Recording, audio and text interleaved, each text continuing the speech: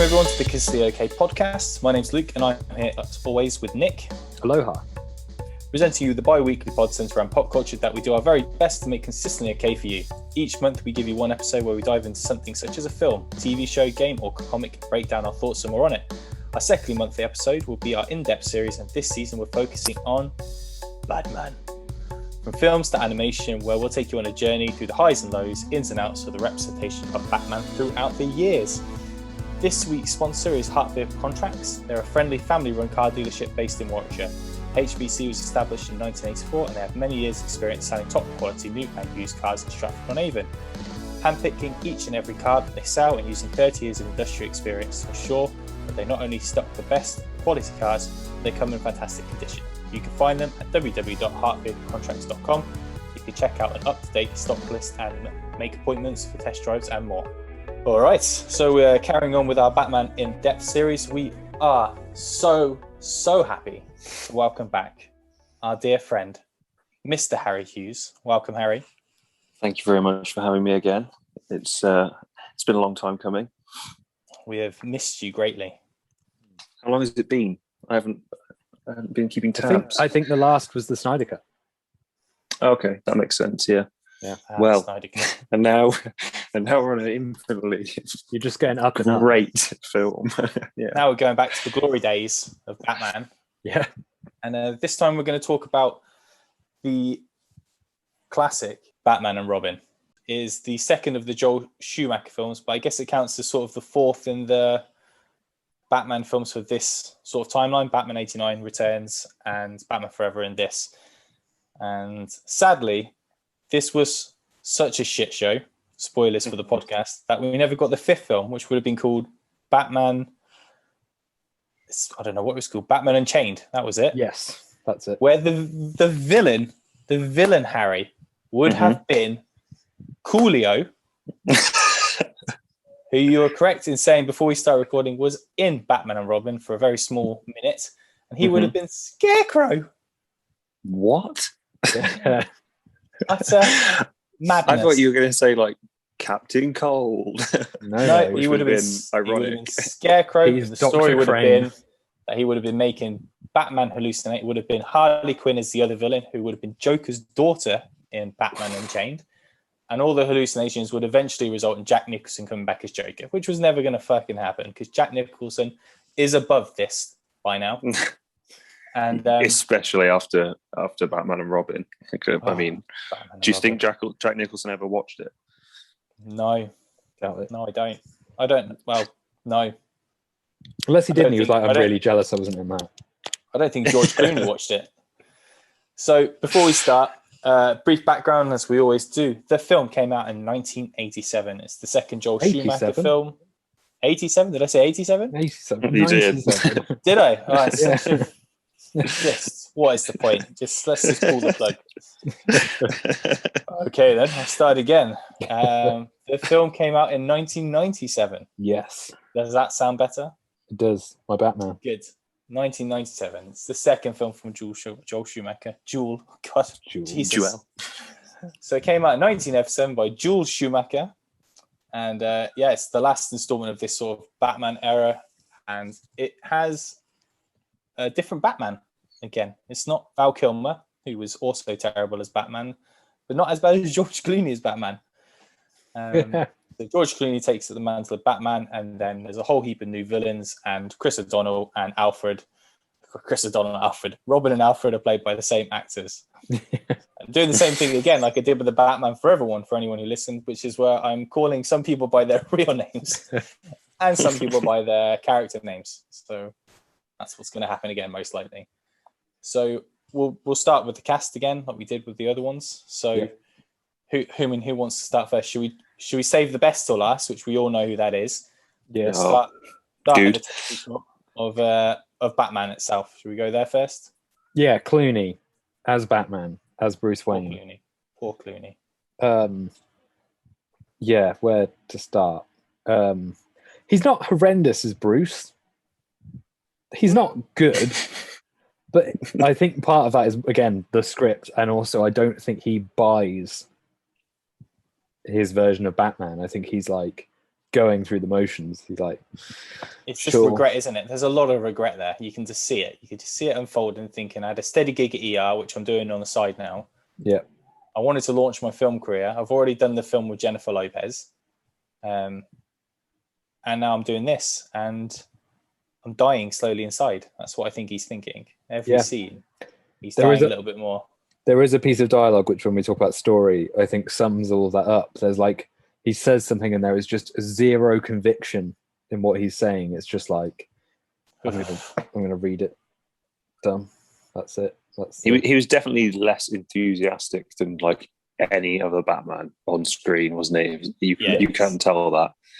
Like, but it has got a certain Adam West vibe to it, hasn't it? At parts. That's what this film is, isn't it? It's what we've spoken about it before in our previous ones, that this was done as I want it to be, like the Batman 60 series, and unfortunately George Clooney is the centerpiece of that. And I think probably on paper it sounded good with being Batman and things, but Jesus Christ, it's the worst. We said in the Batman Forever one that it's not that the actors were that they weren't necessarily bad. Some of them were bad casting choices. Tommy Lee Jones as Two-Face, but if the dialogue had been better, if you had a more serious Two-Face, Tommy Lee Jones all day would have been fine. Yeah, the dialogue ruined pretty much every one of those people in Batman Forever, and it's the same here, except unfortunately the actors don't. Like George Clooney doesn't even do that shit dialogue justice, and that's not a knock on him as an actor. It's just he was clearly uninvolved in, or didn't seem up for it, which is fair enough, really. Yeah, not his best performance. No. And following on from that, Uma Thurman as Poison Ivy. I think it's a good casting. Yeah, I think it's a good casting. It didn't. Yeah, the dialogue was shite. Yeah. So it was so trashy. But she wanted the role. She wanted the role because she liked the character of Poison Ivy. But again, that's like with what we said about Batman Forever, and this is out already, is that Uma Thurman as Poison Ivy in sort of any other version of this Gotham Batman would probably work really well. For sure. Yeah, I don't think Uma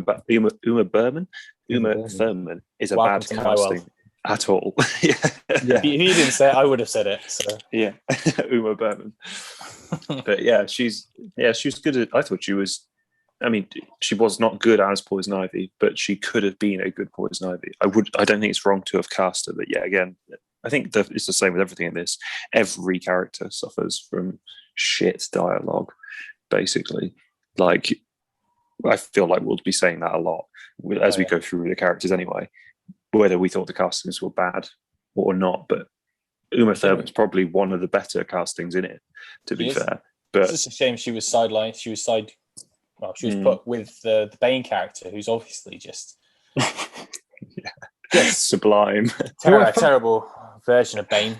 I found out when I was researching this as well, like that actor who played Bane died not long after the film. Yeah, I read that as well. Really? He died for 2 months, so we didn't even get to see it.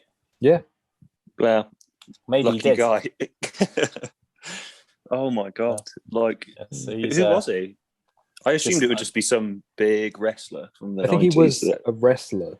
I think his name was Robert Swanson. Yeah. So yeah. So that was just. I mean, I know we're going to talk about the story, of course, but Jesus Christ, when they're dressed as bloody apes, isn't that just? Bane's an ape, and he's somehow moving around like a monkey when he's climbing up the stairs. So bizarre. It's not going to happen.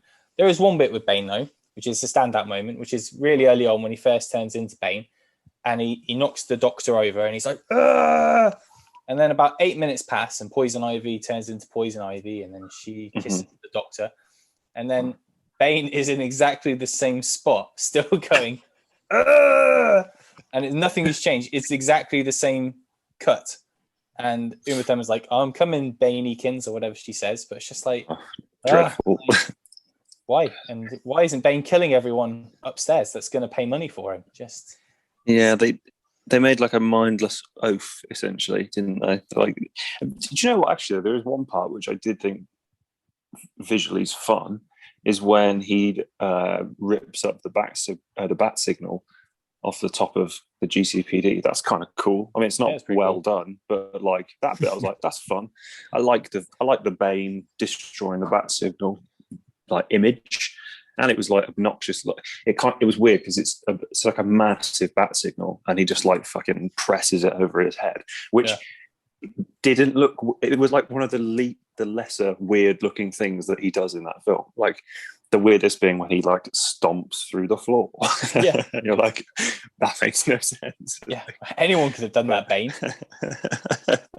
But the bat signal thing, I was like, that's fun. There were like moments in this film where I like sort of chuckled, or like I went, oh, nice try. But generally, Bane was awful.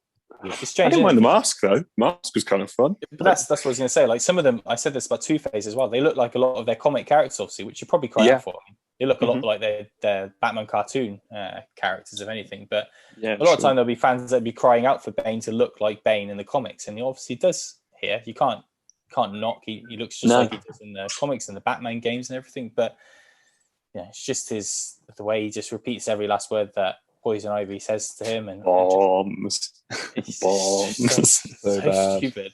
Yeah. We also get Batgirl. Dreadful. Which is, dreadful. You know, isn't it? Was that supposed to be because she's called Barbara, right? Did they just like bastardize Barbara Gordon? There's just no link. That's what. They made it. They gave her the same name, but made her nothing to do with. Yeah. Jesus Christ. Okay. And then she's just Barbara Batgirl. Because she's supposed to be as well, which I didn't pick up on before. They say she's from England, and I don't know if I missed it. Them saying that she's not English, but she definitely doesn't have a like British accent. I think she's so American. Yeah, I think so. It's like, studying there or something. Okay, fine. Yeah. Alfred sent her away because she was a little. Oh right. Stealing motorbikes and going out.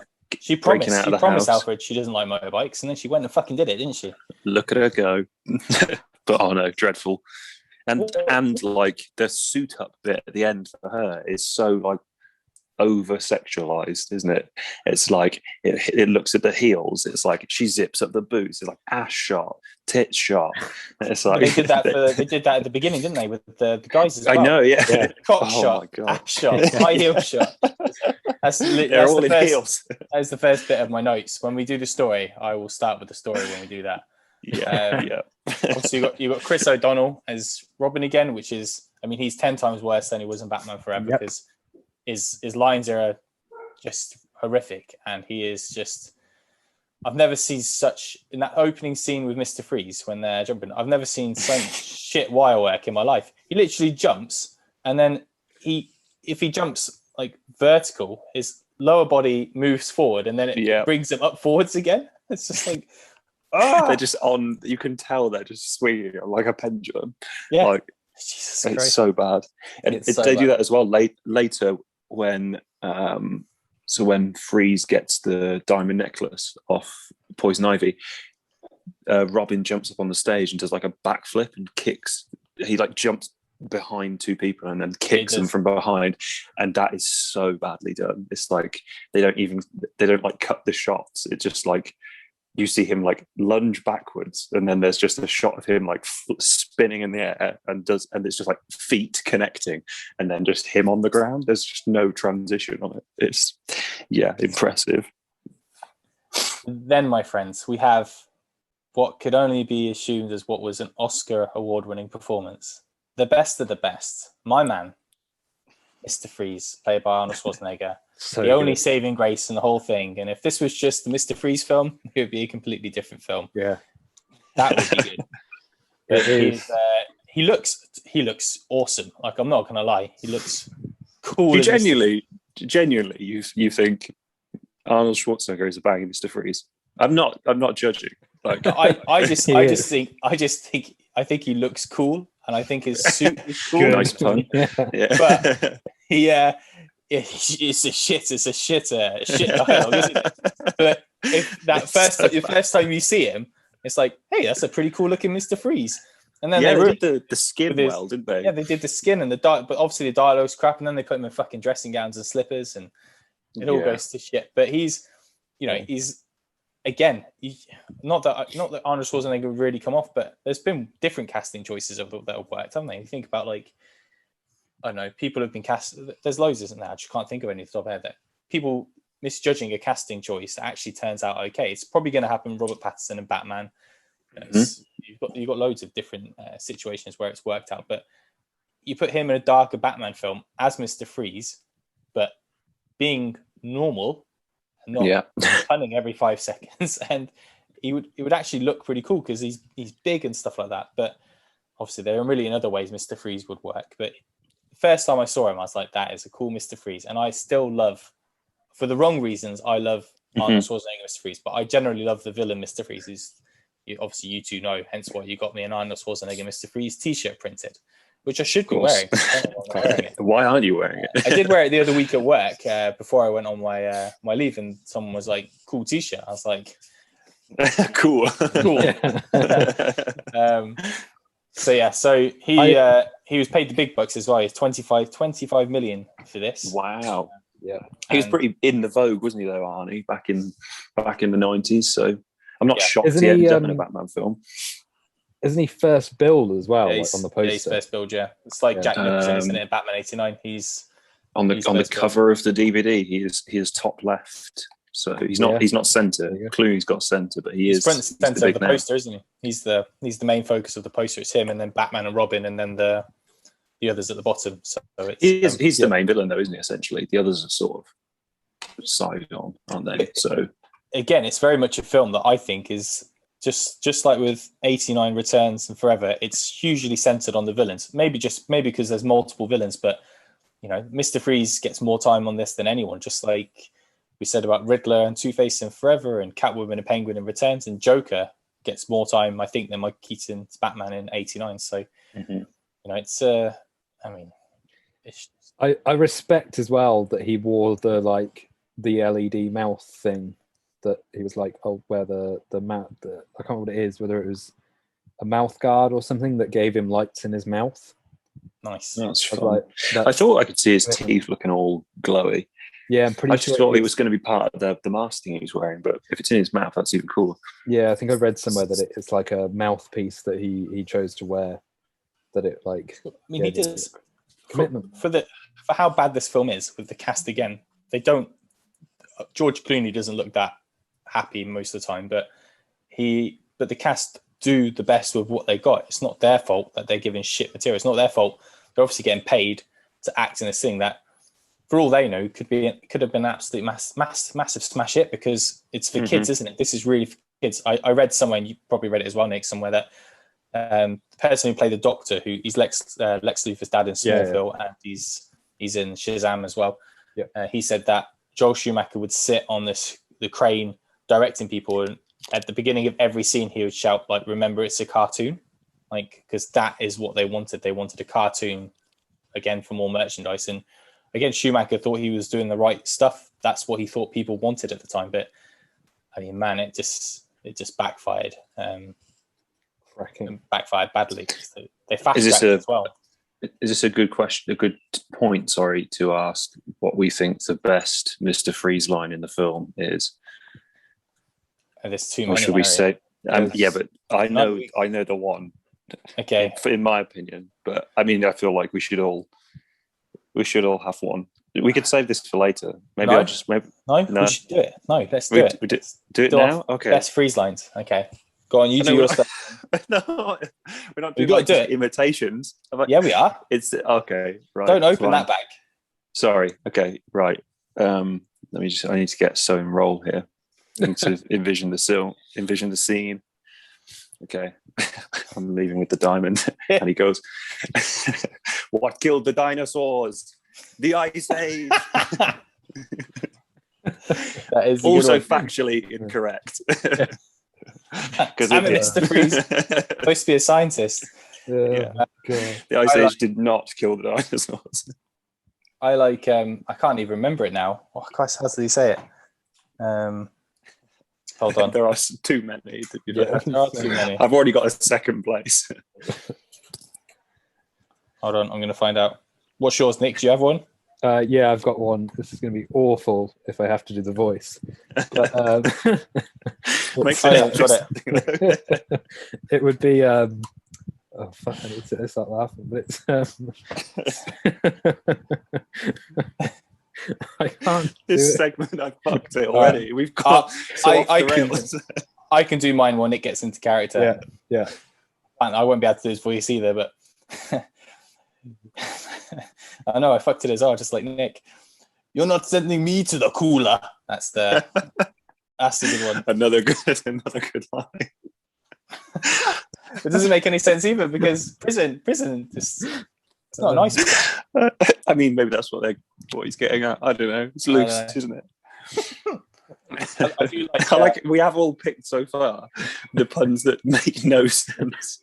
Yeah, because there are some there's the obvious one that's like everybody chill. And you're like, right, I get it. Stay cool. So, Yeah. Bird boy. That's my line. That's the one that I love. Oh no. We cacked in. The Iceman cometh. Oh no, I've lost it. I've gone Jamaican. Nice. The other one I enjoy as well is when he gets put in the cell in Arkham and he's like, allow me to break the ice. You're like, what the fuck? It's like it actually in watching it again, because I watched it literally today, it is like as quotable a film as like Aliens. Not in like the same way that Aliens is a phenomenal film, but like the quotes are non-stop. And basically, thanks to Arnie, he is the redeeming thing in the film as well. Like because I did enjoy I was like laughing when Arnie shows up, so I was enjoying those parts. The film's dog shit, but Arnie you can't laugh when Arnie shows up. Arnie showing up is the best bit. I mean, sorry, I was super invested, in awe. Imposed. I was awestruck every time he came on screen. But yeah, I tell you what, his car. What the fuck is that? As well, I didn't even remember that. We'll get to it. Okay, I'm skipping ahead. I'm getting too excited. I want to. Oh, you go, Nick. Sorry. I was going to say the last thing I had on my notes about the cast and crew again, which I said on Batman Forever, is that the score is just horrendous. The score's terrible. So bad. Score's terrible, and the soundtrack is terrible. This is the fair because the soundtrack on Batman Forever, which had Prince. No, not Prince. Seal. Who was it? Seal, yeah, "Kiss from a Rose" from Seal, beautiful song. And you didn't fit at all. And U2, which worked. This one had Smashing Pumpkins. I was just saying, I'm reading the back of this. It's got also had R. Kelly, Gotham City, and that song makes no fucking sense because it's just about it's City of Justice. That's fair enough. City of Love, right? Okay. City of Peace. It's not City of Peace. He hasn't watched the film. He doesn't know what he's saying. He's like, right, R. Kelly, you need to write a film about Gotham City. And what's Gotham City? It's just a city. Is it a city of peace? Sure. Take it. Of love? Yeah. Okay, that's the chorus done. And then he went with it because where does that fit in this film? It doesn't fit anywhere. It's great. Has anyone heard the song "Look Into My Eyes" by Bone Thugs and Harmony? No. I haven't heard it. It's on the back of the DVD here. It says the 4 music videos that come with the special features are "This Is the End." Sorry, "The End Is the Beginning" is "The End" by Smashing Pumpkins. Yeah. "Foolish Games" by Jewel. "Gotham City" by R. Kelly, and then "Look Into My Eyes" by Bone Thugs and Harmony. I'm pretty sure the Smashing Pumpkins track won the Grammy that year as well. Did it? That's amazing. For best attached soundtrack song or whatever. Yeah. No way. Poor R. Kelly. Is it for the film though, or is it just a song that got tagged? I don't know, because around then they used to do films like P. Diddy and Godzilla. Like they used to write films. Oh yeah, that's a great track. It's a great track. Come With Me by Puff Daddy. Christ, let's skip back and talk about Godzilla '96. I thought the track for Godzilla was Jamiroquai, wasn't it? That was that and P. Diddy. That is in there. Yeah, but it's back when P. Diddy was Puff Daddy. And it's "Come With Me," and it's banging. Right, Brainwave podcast we do when we haven't got anything to do is going to be soundtracks for films in the 90s. We've already found the number 1 spot. Top 10 films. Top 10 films and puns in films. This is what we'll do. Movie puns. In depth is out the window. Nice. So I'm going to just talk about going into the story. I'm going to talk about my first few notes, just so you know. It's not too in depth, as you've seen. There are only one-liners. My first thing that I noticed was the ICE DC logo, which immediately was followed by this horrible red name logos, and it just looks so stupid. Stupid. Why wasn't it just blue? Why didn't it all just stay blue? That was stupid. So then the next thing I wrote on my notes was, fuck this opening. Costume. What are they doing? Because they start shoving their costumes in nipples and asses and everything there. And then I wrote, arse shot, stupid. Then I went, stupid Batmobile. What is that engine? Because the Batmobile has like a rotating thing, but it's not like it's hidden. It's like out there, like really out there. Yeah. Then the worst line. Chicks dig the car. That's the first line in this film. Chicks dig the car. When do I get a car? Chicks do that. And then he says, and George Clooney, Batman, Bruce Wayne says, that's why Superman works alone. Just stupid as well. It's brilliant. And to match those, my opening notes are basically the same. I've got opening credits are just mental, followed by God, the opening is so bad with them getting costumed up. And then followed by the Batmobile is mental. Robin's bike is awful. However, and how did Robin's bike catch up with the Batmobile? right? How low budget did the like capsule thing that Robin's bike comes up in look as well?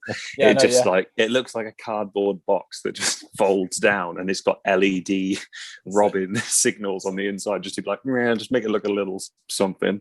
And then just a shot from above, and it's like, that looks really bad. Alfred's just mocking it. It's supposed to look like Alfred's poorly, but he's just laughing under his breath at Robin. Fucking idiot. So what a shit bike. Just as a quick going back, so Billy Corgan from the Smashing Pumpkins did write the song for the film. Did he? Yeah, and he said, I'm completely paraphrasing here, but he basically said, I was trying to represent Batman, and that the song's lyrics were meant to represent the Batman of the 1940s when he was a darker character. It's like, good. Fair. Wrong film. Yeah. But nice try. There you go. Right. My last few bits that I've written down before we actually go into the story, I have Commissioner Gordon showing up on the Batmobile screen, which is fucking weird as well, but that's like awesome. Batman 66. And I've got 5 minutes in and 1 minute of freeze. There's already 3 ice puns. And fucking bat skates. That's what I wrote as well. Yeah. That's good. Do you know, I've forgotten about Mr. Freeze's ice hockey team that he just has with him. Do you know what the lead henchman is called for the ice hockey team? Hit me with it. You ready? Okay. Because he says it. Do you know, Nick? Well, he says it when he's in his little lab. Frosty. Oh no way! He goes up to Mr. Freeze and he says before he goes in the fridge, which leads to Nora, and he goes, Frosty. He literally shows up. It's like, fuck. That's his actual name. Oh man! Do you know what else I picked up on that opening fight? And I don't know why it's there. There's a Batman logo just bouncing about in the building. Yeah, I saw that, but I thought, did it come from the bike? I don't know. I was so confused. I thought something broke on set. I thought it was like a hole in the wall, and then I was thinking, is there a bat-shaped wall breaker that Robin flew in on? Yeah, I don't know. I mean, this is all. Sure. We talk about Batman '89, Michael Keaton just doing vertical drops. It's a million times better than this, because even Batgirl, she joins in. She's never once been in that costume, yet she thinks the first time we see her in a costume, she could jump through a window in the ceiling and fall X amount of feet and land perfectly. It's like, no. That's going to take a lot of practice. Stupid. She's been jumping out of windows her whole life, though. She was pretty adept at tying bed sheets or whatever it was together to get out of the window earlier in the film and sneak out on the bike. So I guess so, but she's never practiced in a bat costume. How does she even know? She doesn't have to. She went to Oxford. That's true. Weapon. Everyone who comes out of Oxford uni is able to do that. That's initiation day one. Like, welcome to campus. Here's a window. Plow through that. And Mr. Freeze is the professor. Amazing. Everybody settle down. Okay, so I think I assume we're going to blend these two, but I think it's time we go into the narrative.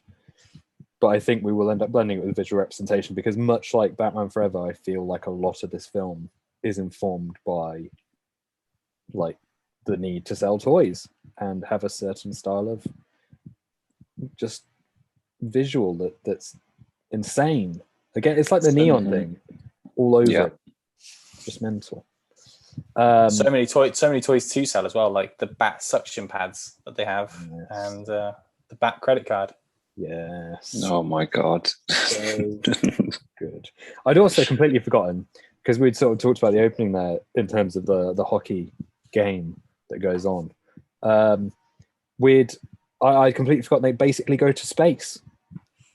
Yes, they do. Oh yeah, I'd forgotten about that ever having happened either. Yeah, I mean, it's been a while since I watched it, but I was like, I don't remember this. And Mr. Freeze having like wings, and flying, and then they jump out and they're on, and they're like surfing. They're on like surfboards. They say surf. They say not only do they say surfs up, but Robin says cowabunga. Cowabunga. Yeah. Wow. Great. Also, what was the explanation they gave for Mr. Freeze being able to land with grace? Because he like just fires his gun downwards, and then Robin's like, I can't remember what he says. He's like, he explains why it's working. He's like, oh, he's freezing the something. Yeah, he's saying he says he makes like what's it called? You know, it's like a whirlpool thing. A whirlpool thing, yeah. Like he's gaining gravity. It's something stupid. Even stupider is they're on the ship. The freezer's just buggered off. Robin's just got on board. He's stumbling around, and then he gets a fucking laser, and he's able to be still enough to unfree Batman's hands from the ice. But 2 seconds before he couldn't stand up, and then as soon as he's under it, they're both stumbling around again. It's like Jesus Christ! Like, didn't they also say when the rocket was going up? The big point is Mr. Freeze is like, you're gonna die because your lungs will freeze or whatever, and then he's like, and when this, don't they say when this blows up, it will kill all of Gotham? Yeah, when it crashes, it will crash. Yeah. Oh, okay, right. And Batman's like, you'll kill hundreds of innocent people. And Mr. Freeze is like, don't care, mate. Yeah, but no, I thought when I saw it, I was like, I thought he said when it blows, it's going to blow up and kill Gotham, and then I was like, well, they just blow it up anyway.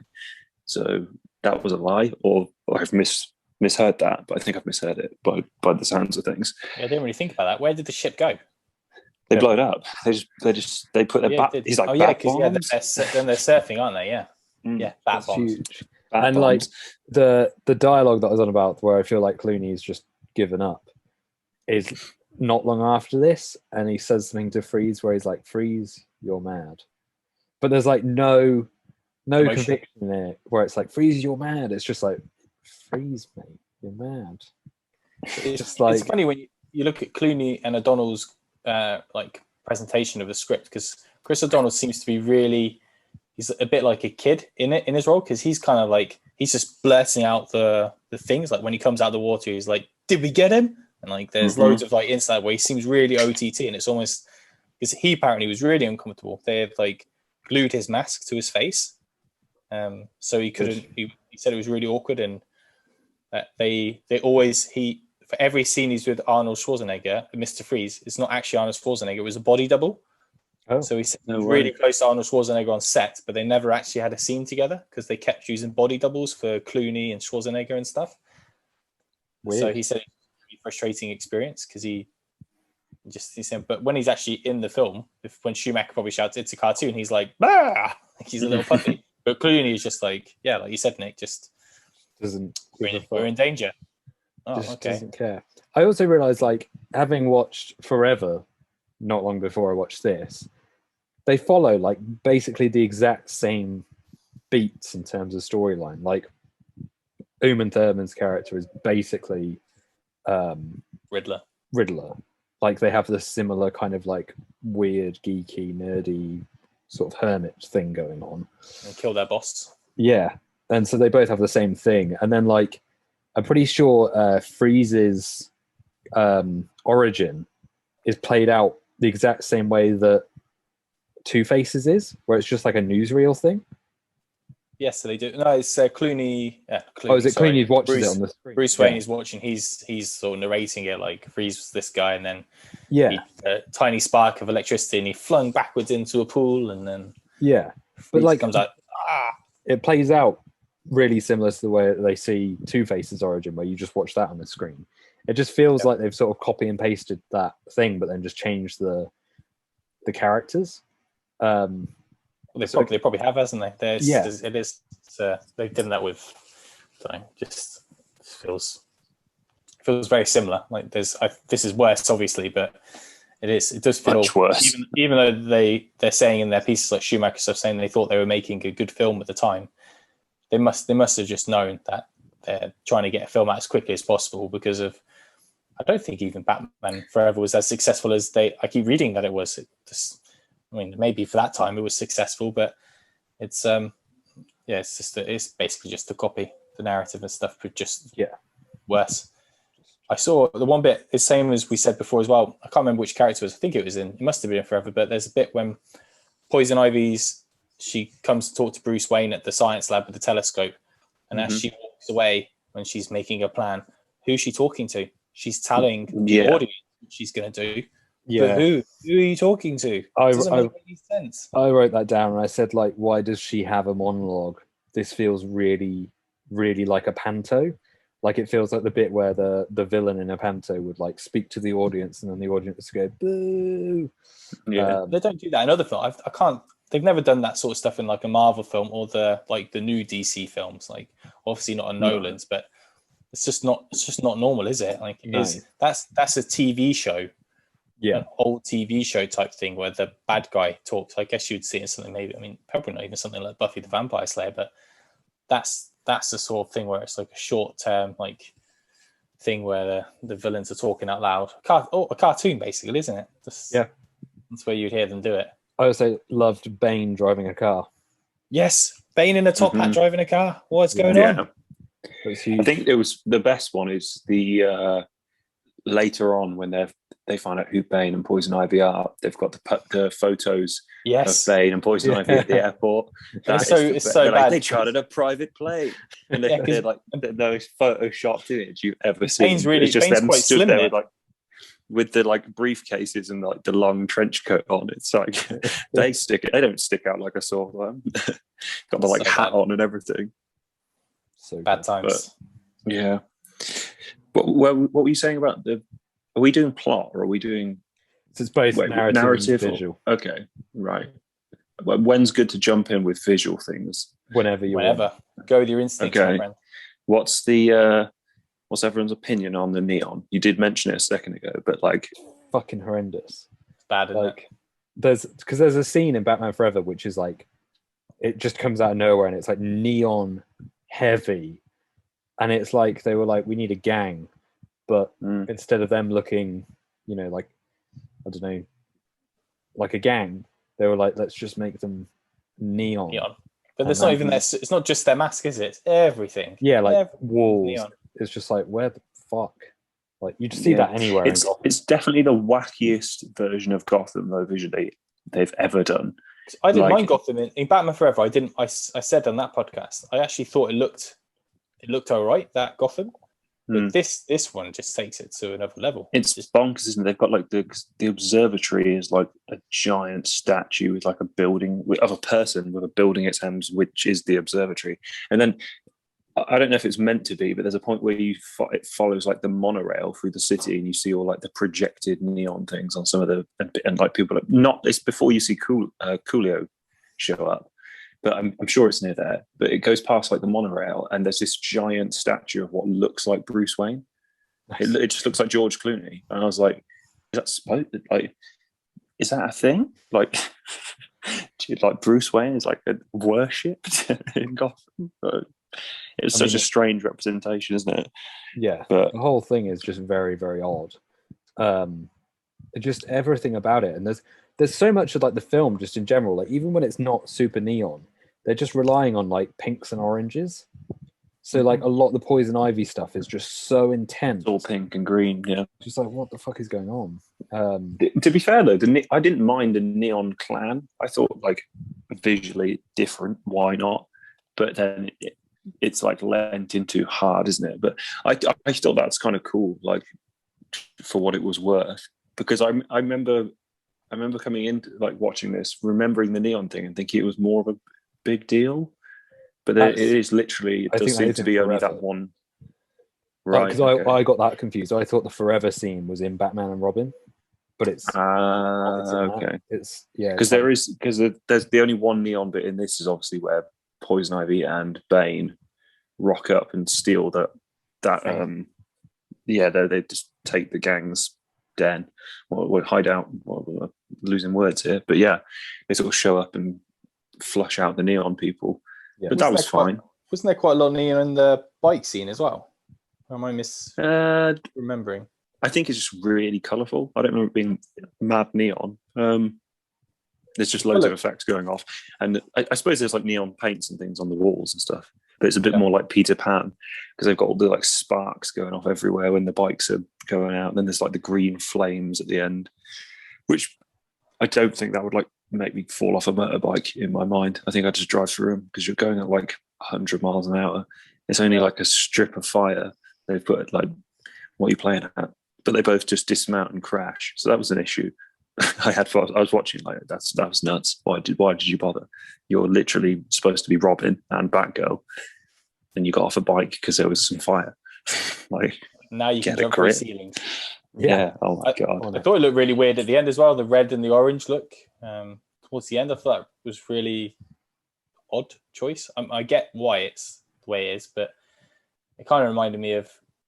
I don't know. It kind of reminded me a little bit of all the purpleness in Justice League in the original cut. Just didn't feel oversaturated.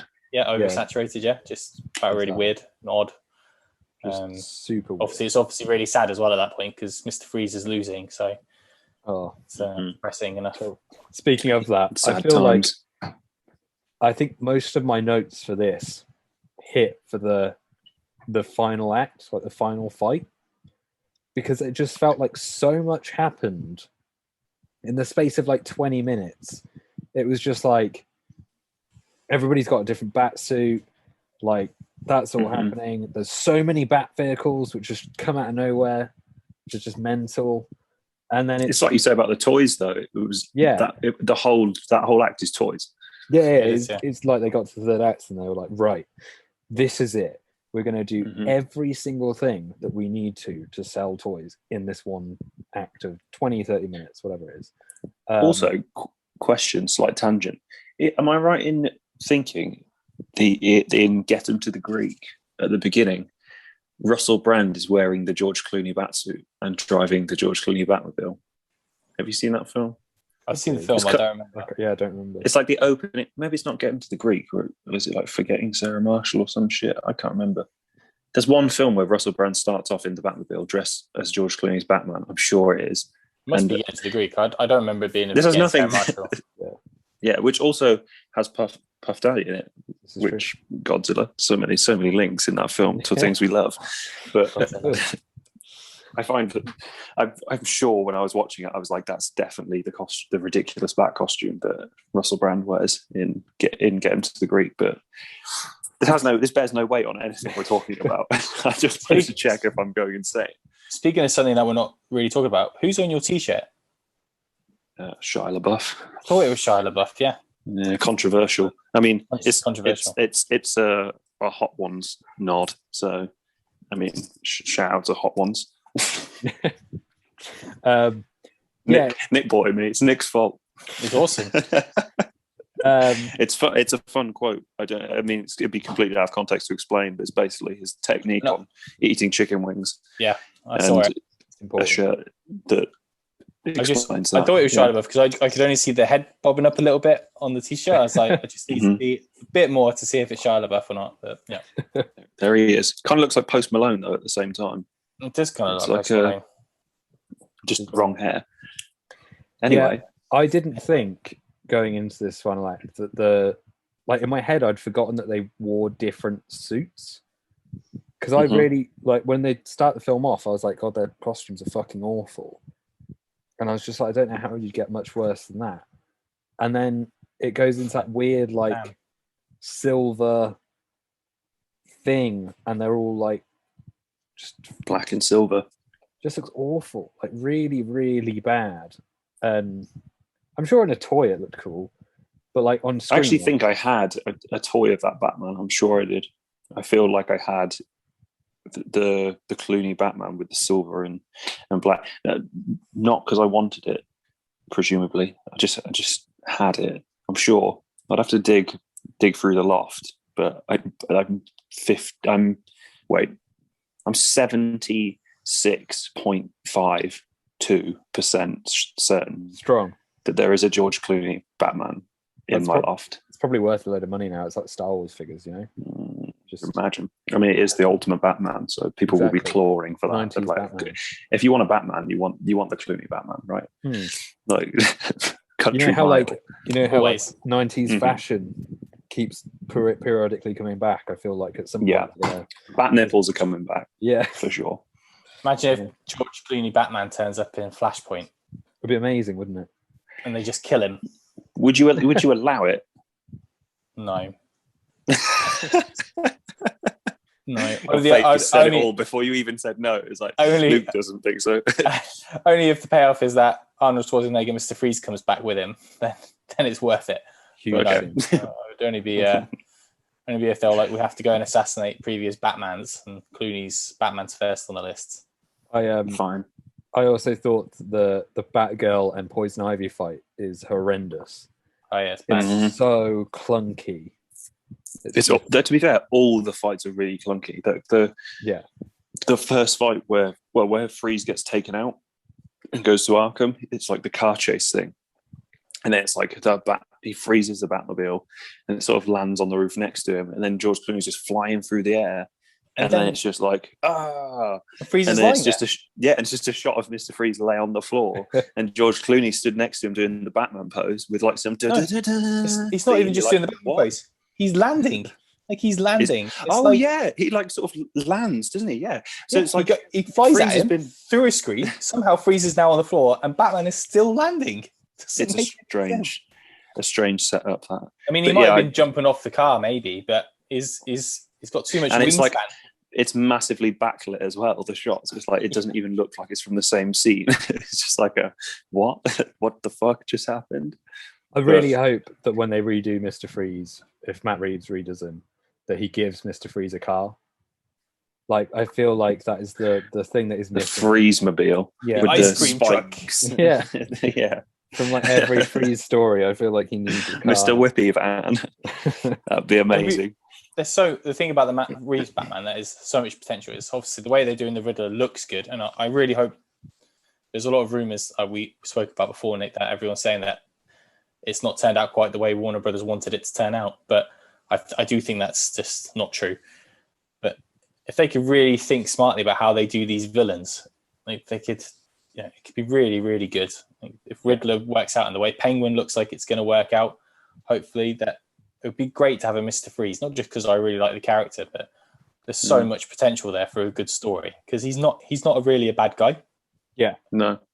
His heart generally is in the right place. He's trying to do it for his wife, but it's if you're going for like the detective stuff, which Matt Reeves' Batman is looking like it's going to do, then there's a whole thing there. Like you could really break down that character. All of these characters, like Poison Ivy as well, really needs a different run on the big screen as well. And Two-Face obviously had one recently with Aaron Eckhart playing him, which was really good, I thought.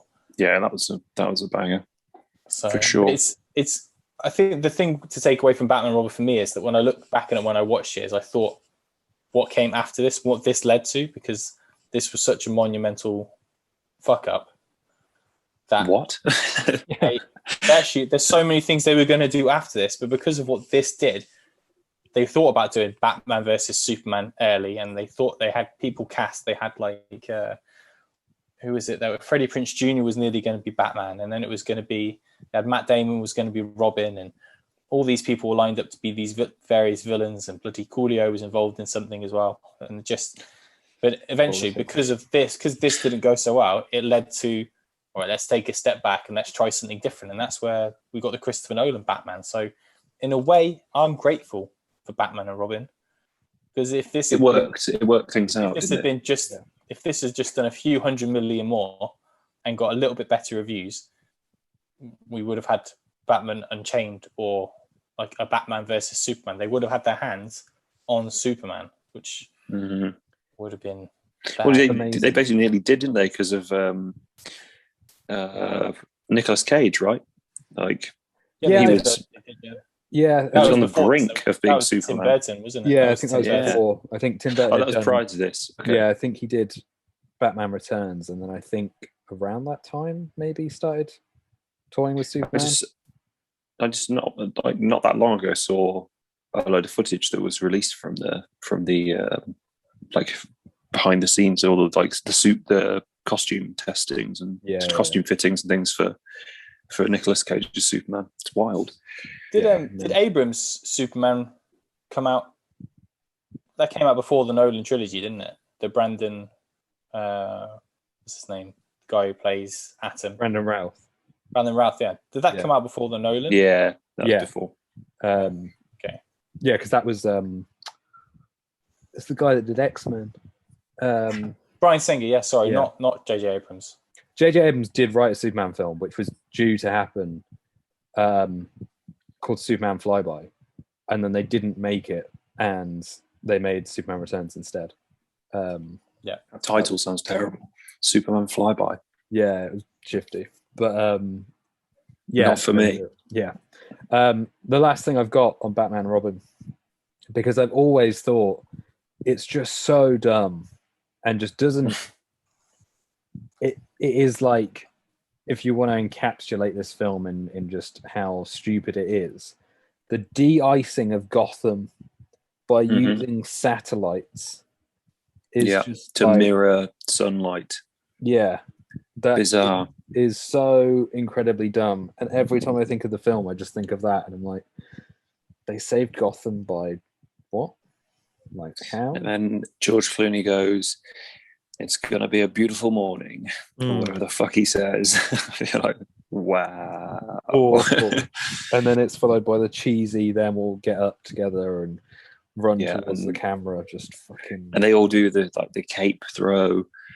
Yeah, it's bad. So I say actually one of my least favorite details of the whole film is the auction scene where everyone's they're like with the monkey suits when they're all there's like the girls on stage, everyone's like wanting to pay for an evening with or whatever, and then like him and like Clooney and Robin, Batman and Robin, get like pheromone, so they're like in a bidding war against one another over Poison Ivy, which they're both bidding with Bruce's money.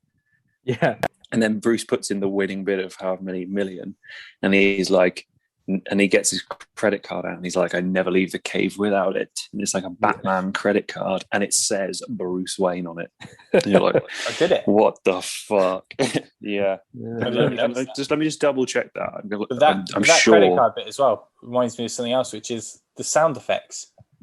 This is because I don't think Batman have ever had it, but there's like, for instance, when Bane is with the Neon Gang and he throws him, you get like the whoop, like the like that sort of noise, and you get some of the punches have like and everything. There's loads of like cartoonish sound effects. If you were to watch it again now, which I don't hope either of you do, but there's so many from the get go. It's really awful sound effects that were obviously added in. It's just dreadful, really horrible. Just and the credit card one does like a cha-ching, like a cash register. It's Good. just like, okay, apparently I've told a lie, because everything I'm finding on Google does not have the name. It just says Batman, and then has we can pretend good through. It says forever on the card, and then goth card. It's bad. Jesus. It's real. I'm sure it's in a picture of it where it's like Bruce Wayne. Did they reckon they changed it, or have I just imagined that? Maybe you just imagined it.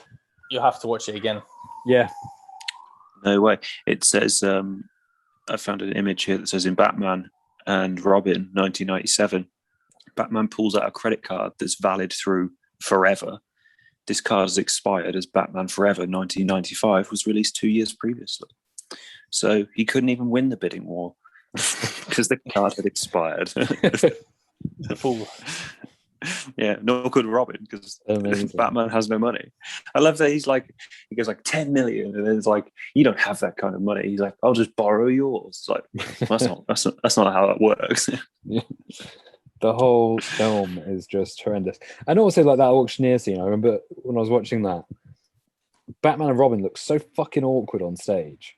Like They're just sort of there, sort of aren't stood they? there, just like, oh, hi. Because Batman's costume really doesn't sit well with the way it looks either. Because he's obviously everything's normally so dark, but he stands out like a sore thumb. And it's also the same in that scene with Poison Ivy's music.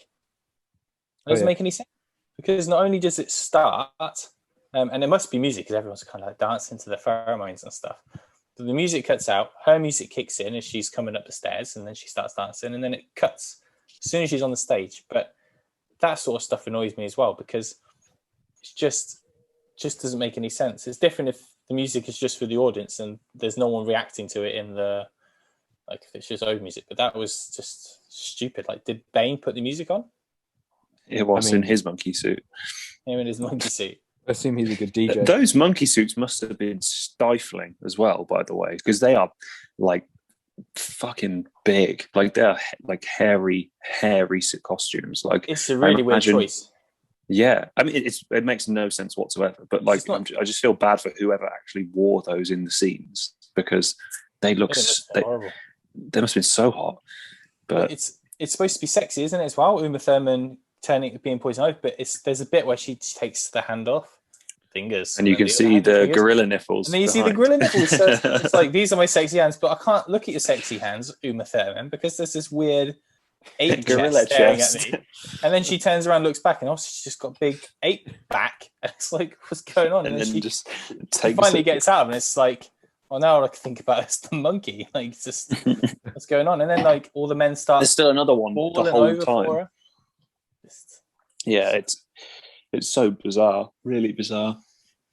It's just odd. Like, yeah, there's so many choices in it that don't make any sense. But obviously, Warner Brothers and Joel Schumacher and people, they knew what they were going for, and I generally think they thought it was going to be a success because that's what they probably wanted, and families to go and stuff. And I went to see it. I remember going with my mum and my dad and my brothers, and being really excited. I remember like my mum had got me like the pajamas from Marks and Spencer's and stuff, and like I was like, oh, I'm so excited. But obviously, me as a young kid probably was sort of like, oh my god, Mr. Freeze is so cool. Me as a 35-year-old thinks the same thing. Wait, am I 35? No, I'm 34.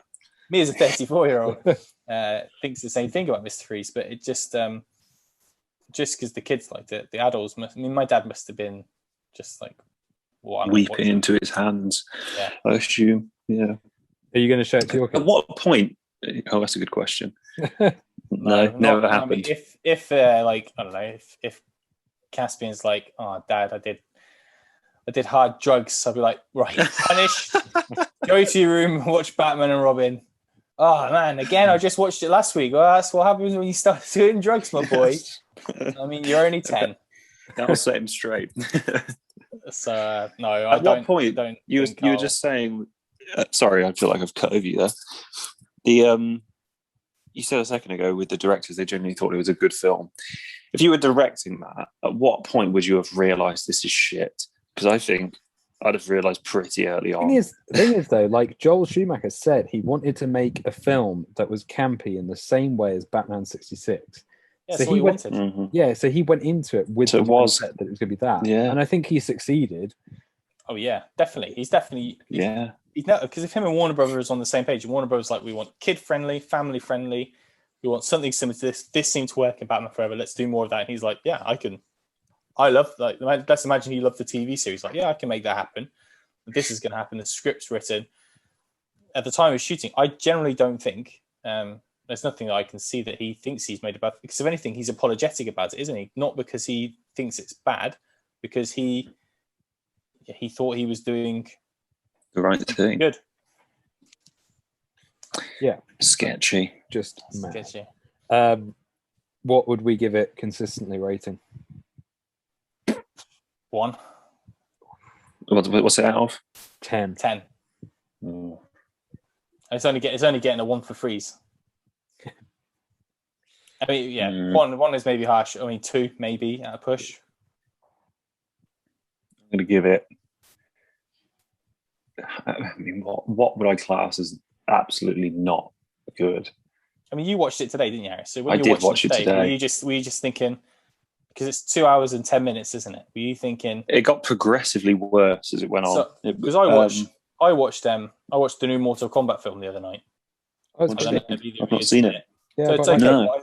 I saw it and I thought it's only 2 hours long. That does not feel like enough time, especially an hour in where they've not really kicked into second gear. I thought this needs another half an hour. But when I watched Batman and Robin, I know I've already seen it, but after the first 25 minutes, I thought, Jesus Christ Almighty! I want 4 more hours, please. It's so much longer to this film, and I actually thought I can I've seen it before. I can just skip the last hour and I'll just make it up as I go along. But I watched it and I was like, that felt so long. It's a drag, isn't it? Yeah, I was sort of like, I don't know how I'd rate it because it was awful, and the dialogue is awful. The visuals are pretty awful. Like the only good thing is the thing I actually enjoyed was Mr. Freeze. Like I don't think if I wanted a live action Mr. Freeze, I wouldn't do the Arnie one, obviously, because I don't think it's the greatest Mr. Freeze, but I do think it is it's an entertaining thing. Good villain. So if I'm He looks good. He looks good. The first time we see him, he looks good. It looks a bit Power Rangers, I think, but it works. But as far as redeeming things from that film, that's Bane being kind of comic accurate is fun, and Mr. Freeze generally being Arnie is great. So, I mean, that's like 2 things. So I'd probably say 1.5 out of 10. I don't think they amount to much, but sure, Arnie, you brought it home, son. I would give it a 1. Oof. I'm just confident with that. If I could give it 0, I would, but I feel like I only said 2 because of your face, Nick. You looked at me like, "Oh, that's a bit harsh," and then here you are. It's steep. I'm raising it to 2. Harry's gone 1.5, and you've gone 1. We've actually psyched you into it. People are going to think I wouldn't do that. They do. They already do. Yeah. The listeners. I listened to that podcast the other day, and that Luke guy, he loved it. He said 2. Luke said 10. Yeah. Out of He 10. said 10. It's a horrible rumor going around. Okay, so a 1, a 1.5, and a 2. That has not gone well for Batman and Robin. But the nice thing is now, after the first 2 Batman films and these 2 Batman films, we finally get to move on to Christopher Nolan's Dark Knight trilogy and comics and the animation. So Greener Pastures. I really because I didn't own Batman Forever or Batman and Robin, so I had to purchase them on iTunes. No, I had the first 2, but I was like, I'm going to have to buy them to watch them. So I did. Well, they're a staple to everyone's collection, I think. So really, you've done yourself a favour. Not now. It keeps popping up on my Apple TV like, watch Batman Forever. I'm like, I don't want to watch Batman Forever. What was it? Best £5 you've ever spent? Well, annoyingly, I think I paid £5 for each, and then the 2 days after I bought Batman Robin, iTunes were like, buy the 4-film collection for £10. I'm like, shoulda, woulda, coulda. Anyway, it's over now. We can all move on with our lives, apart from forever remembering Mr. Freeze and Arnold Schwarzenegger's interpretation of Mr. Freeze. Anything else either of you want to add about it before we wrap this bad boy up? I think that's everything. There's just not a lot to say about it, is there? Really, I think we've covered it. I think R. Kelly said it all. Yeah, did he? City of love and a city of peace. Yeah, for every one of us. All right, so that was our Batman and Robin in-depth Batman podcast. Before we wrap up this episode, we want to do something a little bit off topic, or still in line with most things that we talk about, but we're going to talk about something very special, near and dear to our hearts, which Nick is going to talk about. It's about a Kickstarter that him and our good friend Harry from previous episodes are about to launch. So Nick, tell us a little bit about this Kickstarter. Hello, yes. So this episode, the Batman and Robin episode, which is close to our hearts, is coming out on the 25th, and on the 27th of August, so this Friday, Harry and I are launching a Kickstarter for a comic book called The Red Wave. And if you go on Kickstarter at the moment and search The Red Wave, there is a landing page, so you'll be able to be notified when it goes live. And yeah, I sort of just wanted to take a chance to just sort of talk about it, which I'm sure if anybody's following me on social media, it will be non-stop for the next 30 days. So I do apologize for that. But apology accepted. You're welcome. So the Red Wave, Harry and I have basically described it in possibly the best word I think I've ever used to describe any project I've done, which is that it's a bodacious, emotionally driven Ronin adventure tale. So if you're fans of anything bodacious, you'll love it. And if you're into Ronin and samurai stories, then I think it will be really kind of up that street. Hello.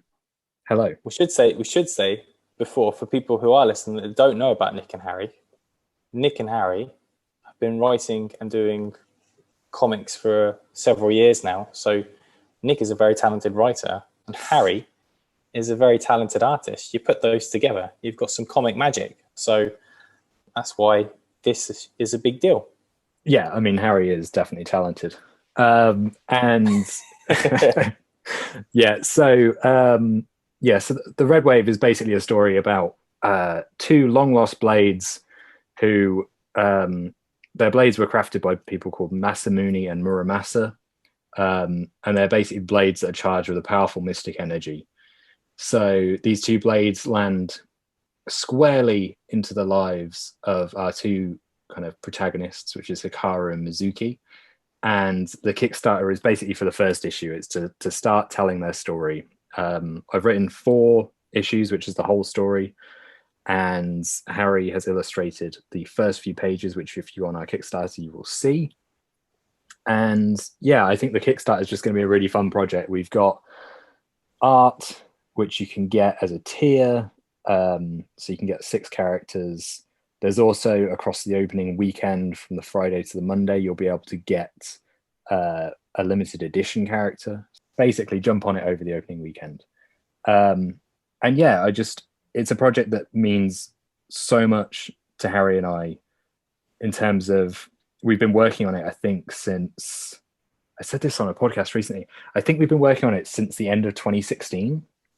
So it's been around for a long, long time. And I feel like Harry and I have just done so much research, so much referencing, and poured so much love into it that it's just such a passion project. So I really hope people kind of can see that on our page. I hope that's what comes across more than anything, is that we're telling a story that we absolutely love and we just want to get it into people's hands.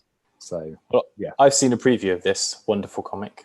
Yes. And the first few pages, and it is the artwork is fantastic and the story is great as well. It looks like it's going to be a really good story if anybody's into comics. I think, as a huge comic book fan that I am, regardless of my friendship with Nick and Harry, that if this was something, when you look at the Kickstarter, you'll see when you do that you'll instantly be drawn to it. And I think it's worth backing if you are a comic fan. So everyone, check out the Kickstarter.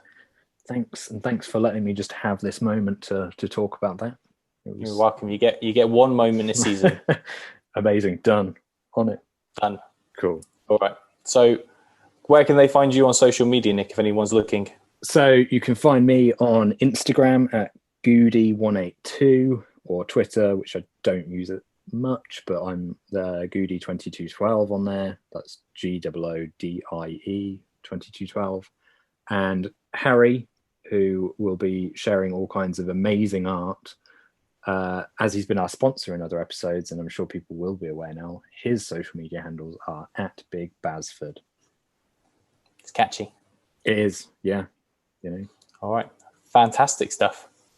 Our next podcast, we're going to be talking about the Marvel Cinematic Universe film Shang-Chi. So you can join Nick and I as we talk about that film and our thoughts on it.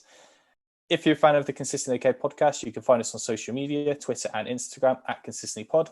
and you can find us on YouTube by simply searching for Consistently OK Podcast. We stream on all podcast services, with each episode coming out on Wednesdays. If you're on Apple Podcasts, you can subscribe for extra content. The extra content after this episode, we're going to be talking about all things Watchmen, the comic, the TV series, and the film. So if you want to listen to that, then please subscribe and you can hear us talk about that. Yes. Right. Mr. Hughes, thank you so very much for joining us on this. It's quite all right. I feel like if there was one I had to join in on, it had to be Batman and Robin, to be honest. Fair, you definitely got the worst out of the four. You definitely got the worst one to talk about, but probably the funnest as well, because we all were in agreement of what it was like. There was no real back and forth, was there? We were all like, yeah, no, it's shit. Because we were a bit back and great. forth. We were a bit back and forth from you. I think you like Batman Forever a bit more than I did, didn't you, Nick? Yeah, a little bit. I feel like it's because there's just another cut, whereas with Batman and Robin, I'm pretty sure what we got is what they intended. It's exciting, isn't it? It is. Imagine if they did say there's another cut. Unless they're like, there's a cut out there and it's got 50 more puns. I'm like, oh, I'm in. I am down. Shut up and take my money. You're like, I already gave it 10. Isn't it crazy that he just 3 puns within a minute and a half? 3.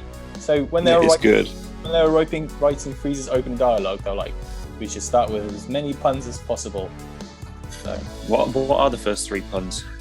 Chill, chill, and something else. Who knows? God. Yeah, magical times. All right. Well, Thanks everyone for listening and joining in, and we look forward to you joining us next time. Have a nice evening, gents. You too. Catch you in a bit. Bye. So long. Bye for now. Bye bye.